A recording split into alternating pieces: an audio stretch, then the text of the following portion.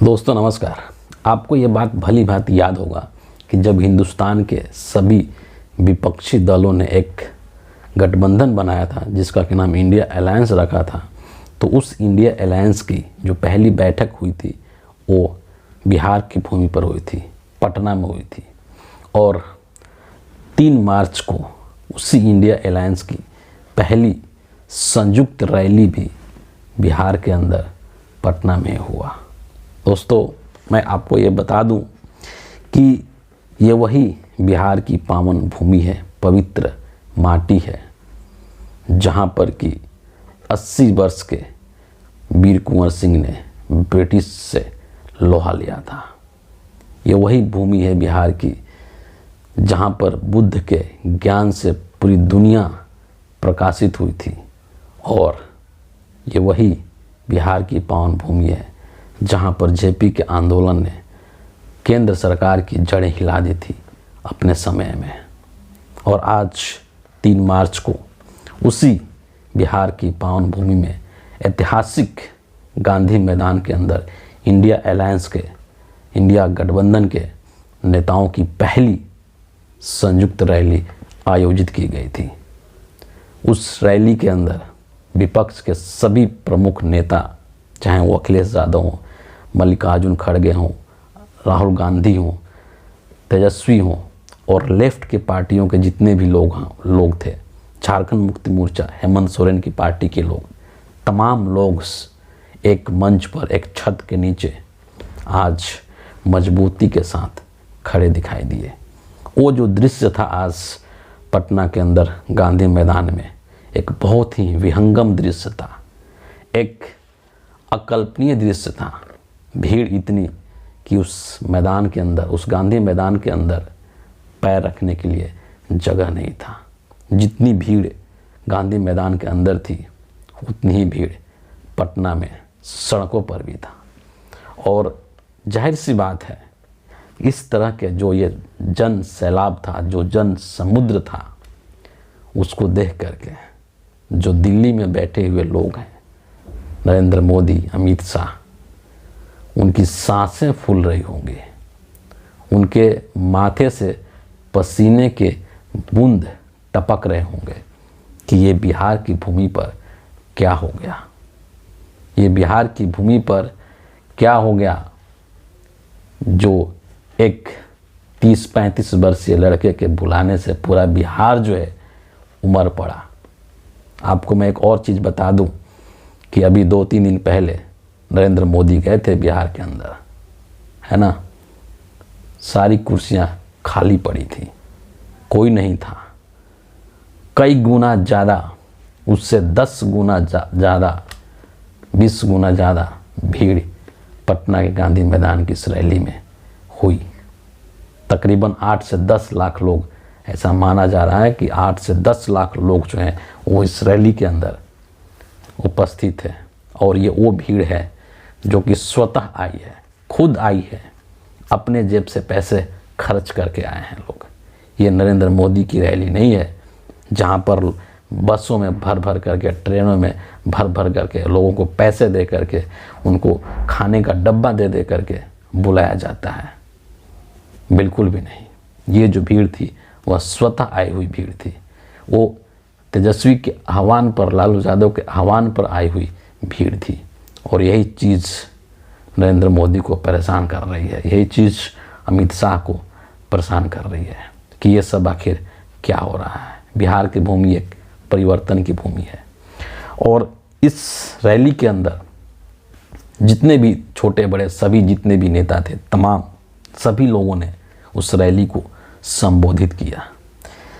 तमाम बातें उन लोगों ने कही। और एक सबसे जो बेहतरीन चीज़ है, मैं आपको बताता हूँ कि क्या फ़र्क है इस इंडिया अलायंस के नेताओं के भाषणों में और दूसरी तरफ नरेंद्र मोदी के जो भाषण होते हैं।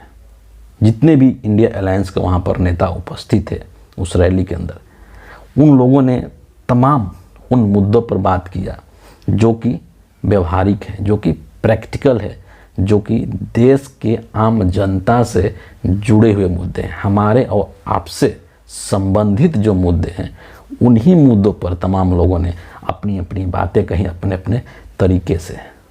नरेंद्र मोदी की तरह नहीं।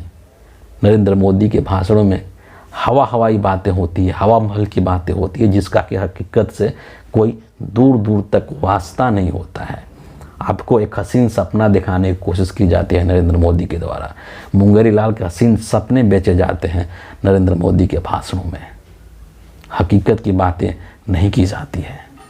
लेकिन इस रैली के अंदर तमाम बिंदुओं के ऊपर बातें की गई, चाहे वो देश के अंदर बेरोजगारी की समस्या हो, किस तरीके से युवा नौकरी के लिए तड़प रहा है, जब नौकरी के लिए प्रदर्शन करता है तो किस तरीके से उसके पीठ पर लाठियां बजाई जाती हैं, ये पूरा देश जानता है।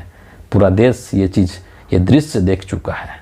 बेरोजगारी की बात की गई, किसानों की जो दुर्दशा है उसको लेकर के बात की गई कि किसान किस तरीके से आंदोलन कर रहा है एमएसपी की गारंटी के लिए। देश का अन्नदाता, उसको नरेंद्र मोदी एक गारंटी नहीं दे पा रहे एमएसपी को लेकर के। यही नरेंद्र मोदी 2022 तक बोले थे कि 2022 में किसानों की आय दोगुनी हो जाएगी, लेकिन कुछ नहीं हुआ। इनकी सारी जो गारंटी है वो टाए फिस हो गई। अग्निवीर को लेकर के ये बात की गई कि किस तरीके से उन नौजवानों को नरेंद्र मोदी की सरकार ने ठगने का काम किया है, जो कि सेना में जाना चाहते हैं, जो कि देश की सेवा करना चाहते हैं। उन लोगों को ठग दिया। महंगाई, किस तरीके से महंगाई से लोग परेशान हैं। एक तरफ लोगों की कमाई कम हो रही है, आमदनी कम हो रही है, दूसरी तरफ महंगाई बढ़ती जा रही है। दूध, आटा, चावल, दाल, सब्जी, हर चीज़, ऐसी कोई चीज़ नहीं है, नमक से लेकर के तमाम सारी ऐसी चीज़ें हैं जो कि हमारे डेली उपभोग की चीज़ें हैं, उसके दामों में बेहिसाब इजाफा हुआ है। उसको लेकर के बात हुई। जाति जनगणना है ना, जाति जनगणना को लेकर के बात हुई कि जाति जनगणना कितनी ज़रूरी है। एक्सरे की तरह राहुल गांधी हमेशा बोलते हैं ना कि जाति जनगणना एक देश का एक्सरे की तरह है, और जिसकी जितनी आबादी है उसको उतना हक जरूर मिलना चाहिए। परिवारवाद ना, नरेंद्र मोदी का एक घिसा पीटा स्क्रिप्ट है। परिवारवाद को लेकर के हमला बोलते हैं, अपनी झोली में झांक करके कभी नहीं देखते। बहुत ज़्यादा दूर जाने की ज़रूरत नहीं है आपको। लोकसभा की चुनाव के लिए जो पहली लिस्ट नरेंद्र मोदी ने निकाली है, सुषमा स्वराज की बेटी बांसुरी स्वराज को दिल्ली से लोकसभा का टिकट दिया गया है। इसको क्या कहेंगे? ये परिवारवाद नहीं है?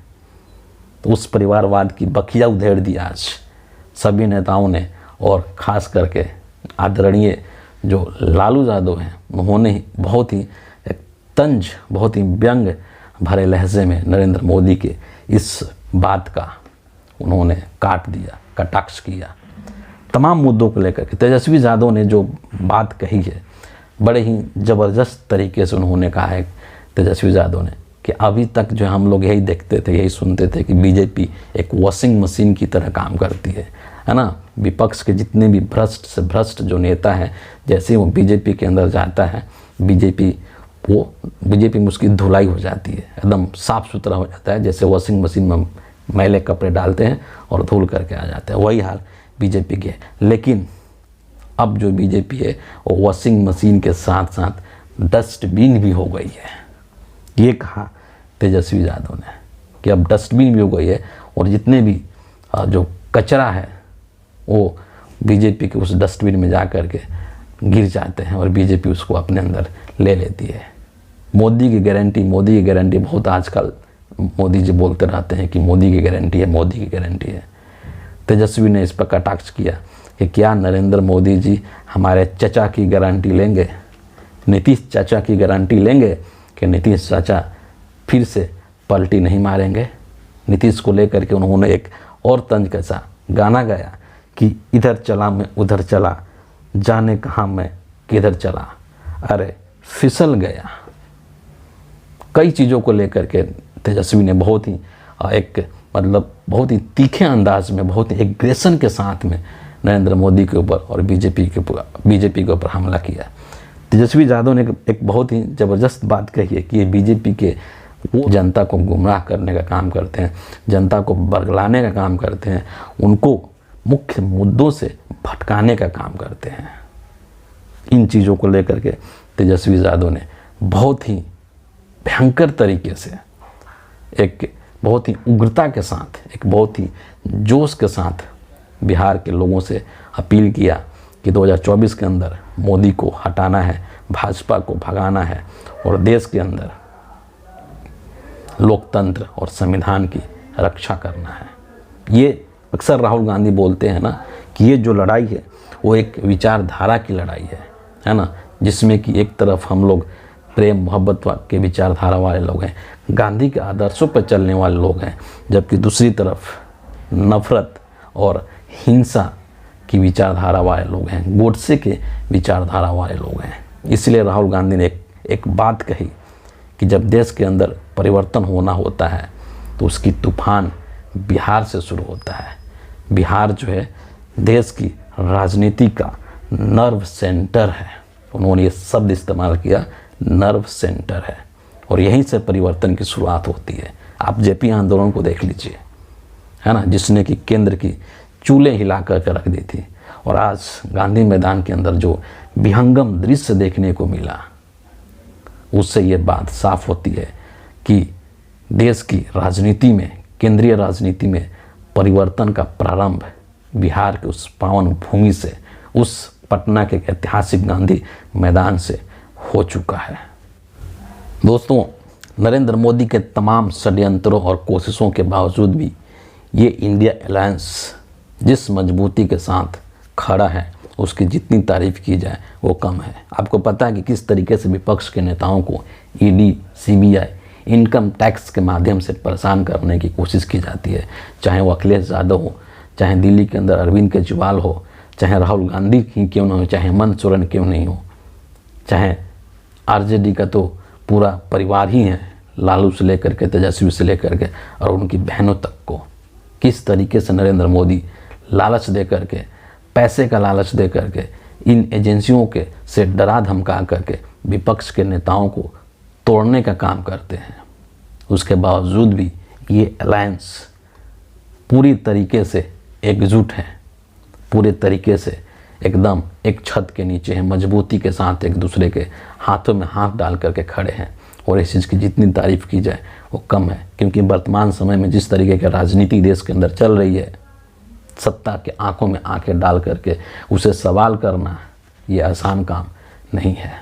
लेकिन ये जो विपक्ष के जो प्रमुख ये नेता हैं, ये पूरी एकजुटता के साथ खड़े हैं, और उनकी शक्ति का स्रोत कौन है? जनता है। जनता से ही इन नेताओं को शक्ति मिलती है। और इसीलिए जो 2024 का चुनाव है ना, अक्सर इस बात का जिक्र होता है कि इस देश के अंदर लोकतंत्र को और संविधान को बचाने की एक अंतिम मौका है 2024 का लोकसभा चुनाव। आपको पता है कि किस तरीके से केंद्र में बैठी हुई मोदी सरकार संविधान को ख़त्म कर देना चाहिए, ख़त्म कर देना चाहती है। जब देश के अंदर संविधान ही नहीं रहेगा तो फिर लोकतंत्र कैसे रहेगा? इसीलिए उन सभी लोगों को जिनको कि लोकतंत्र में भरोसा है, जिनका कि संविधान में भरोसा है, जो लोकतंत्र और संविधान के मूल्यों को समझते हैं, उन सभी को इस मंच पर आना होगा। इंडिया अलायंस के साथ मजबूती के साथ खड़ा रहना होगा, ताकि देश के लोकतंत्र की रक्षा की जा सके, संविधान की रक्षा की जा सके। तमाम कोशिशें की नरेंद्र मोदी ने खुद। आपको याद होगा कि किस तरीके से इन्होंने इस इंडिया अलायंस को लेकर के कैसे बातें कही थी, किस किस तरह के स्लोगन्स पढ़े थे। शर्म आनी चाहिए एक प्रधानमंत्री को, जो कि देश के अंदर संवैधानिक कुर्सी पर बैठा हुआ है। तमाम मर्यादाओं को तार तार करके नरेंद्र मोदी ने इस अलायंस को बदनाम करने के लिए, इस अलायंस को डिफेम करने के लिए क्या क्या नहीं बोला था। और आज देखिए कि एक तरफ इंडिया अलायंस मजबूत हो रहा है, दूसरे तरफ बीजेपी के अंदर भगदड़ मची हुई है। और ये आगे और आपको देखने को मिलेगा। अभी तो चंद एग्जाम्पल्स देखने को मिल रहे हैं, है ना। गौतम गंभीर, आपको पता है कि किस तरीके से उन्होंने संन्यास लेने की घोषणा कर दी कि मैं अब राजनीति में नहीं रहूँगा, मैं अब चुनाव नहीं लड़ूंगा। ट्वीट करके बताया गौतम गंभीर ने। इसके अलावा और भी कई सारे नाम हैं। जयंत सिन्हा, जो कि झारखंड हजारीबाग से बीजेपी के 2 बार सांसद रह चुके हैं, है ना, पर्यावरण के भलाई के नाम पर मैं राजनीति छोड़ना चाहता हूँ और अब मैं चुनाव नहीं लड़ूंगा। युवराज सिंह को लेकर के गोदी मीडिया ने इतना बवंडर खड़ा कर दिया कि युवराज सिंह गुजरात कह रहा हूँ सॉरी पंजाब के अंदर गुरदासपुर से चुनाव लड़ेंगे। इतना बवंडर बना दिया कि युवराज सिंह को खुद सामने आकर के इस चीज़ का खंडन करना पड़ा कि नहीं भैया मैं चुनाव नहीं लड़ रहा हूँ। और अब आपको पता है पवन सिंह भोजपुरी का जो एक्टर है, गायक है, सिंगर है, उसको बंगाल के आसनसोल से बीजेपी ने टिकट दे दिया था और बाद में पवन सिंह आकर के बोलते हैं कि भैया मैं चुनाव नहीं लड़ूंगा बीजेपी के टिकट से, मुझे माफ़ कर दीजिए। इस चीज़ को लेकर के लोग काफ़ी व्यंग कस रहे हैं। इतना ही नहीं, डॉक्टर हर्षवर्धन जो कि बीजेपी के एक बड़े नेता रहे हैं, उनकी टिकट काट दी गई और वो राजनीति से संन्यास ले लिए। नितिन पटेल उनको टिकट दिया गया था लेकिन उन्होंने टिकट वापस कर दिया कि भैया मैं चुनाव नहीं लड़ूंगा और मैं राजनीति से संन्यास ले रहा हूँ। आप सोचिए कि किस तरीके से भगदड़ मची हुई है। नरेंद्र मोदी जो कि इंडिया अलायंस को कमज़ोर करने चले थे, साम दाम दंड भेद हर तरीके अपना करके, पैसे का लालच दे करके, एजेंसियों का डर दिखा करके, लेकिन वही इंडिया अलायंस आज पूरी मजबूती के साथ खड़ा है और दूसरे तरफ इनकी पार्टी के अंदर, बीजेपी के अंदर एक भगदड़ सी मची हुई है, एक बगावत सी मची हुई है कि कोई टिकट मिलने के बावजूद भी चुनाव नहीं लड़ना चाहता है। रीज़न क्या है? 10 सालों के अंदर 2014 से लेकर के और अभी तक नरेंद्र मोदी ने सिर्फ और सिर्फ जुमलेबाजी की है, कोई काम नहीं किया है। जब फील्ड में जनता के बीच आप वोट मांगने जाएंगे तो जनता उसका हिसाब मांगेगी और यही डर है इन लोगों के बीच जो कि टिकट मिलने के बावजूद भी चुनाव लड़ने से इनकार कर दे रहे हैं। कर्मा है, कर्मा, इसी को बोलते हैं कर्मा, कि जो आप कर्म करते हैं, जिस तरीके का आप कर्म करते हैं वो वापस लौट करके आपके पास आता है। आप विपक्ष के नेताओं को तोड़ने चले थे, तोड़ते आ रहे हैं शुरू से ही। आप इंडिया अलायंस को कमज़ोर करने चले थे, लेकिन आप ही के पार्टी के अंदर बगावत शुरू हो चुकी है। और एक और महत्वपूर्ण बात कि जैसे अभी तो पहली लिस्ट निकली है, जैसे जैसे दूसरी, तीसरी, चौथी लिस्ट निकलेगी उम्मीदवारों की, आप देखते जाइएगा कि बीजेपी के अंदर किस तरीके से और बगावत होगा, किस तरीके से और बड़े पैमाने पर भगदड़ मचेगी। लोग चुनाव लड़ना तक नहीं चाहेंगे। ये हालत है नरेंद्र मोदी का। तो इसीलिए अंत में मैं यही कहूँगा साथियों कि आप सभी को, जो भी इस विचारधारा से संबंधित है, जो भी महात्मा गांधी की विचारधारा को मानते हैं, जो भी देश के संविधान और उस लोकतंत्र के मूल्यों को मानते हैं, उसका सम्मान करते हैं, उन सभी लोगों को 2024 के अंदर एक मंच पर आना है, एक साथ एक छत के नीचे एकत्रित होना है और इंडिया अलायंस के लिए आपको खड़ा होना है, जो कि आपके रोज़गार की बात करता है, जो कि आपके बच्चों की शिक्षा, पढ़ाई और स्वास्थ्य की बात करता है। उसके साथ खड़ा होना है, न कि हवाई और हवा महल की बातें करने वाले नरेंद्र मोदी की तरफ। तो फिलहाल इस वीडियो के लिए इतना ही है। आप सभी का बहुत बहुत धन्यवाद।